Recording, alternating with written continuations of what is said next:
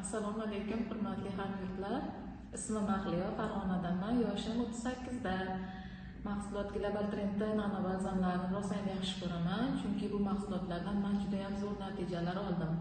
Menga bir dugonam tavsiya qildi.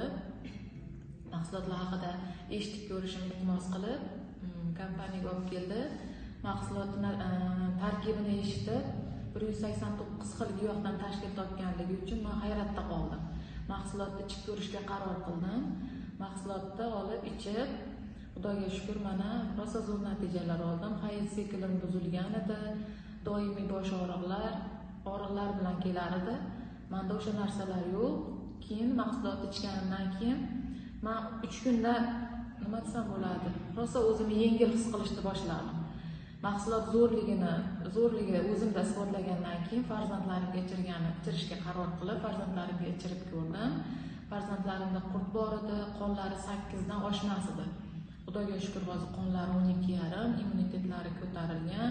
Ertalab uyg'otganda rosa qiynalar edim. Hozir o'zlari bir marta turinglar deyishga turishyapti. Men uchun bu katta yutuq. Zo'r. Xudo xolasa, mana farzandlarim ichishda davom etishyapti.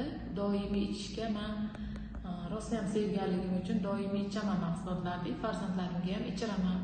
Sizlarga ham tavsiya qilaman, ichinglar, olinglar, sog'lom bo'lasizlar. Mahsulot zo'r, ta'mi ham unaqa achchiq emas.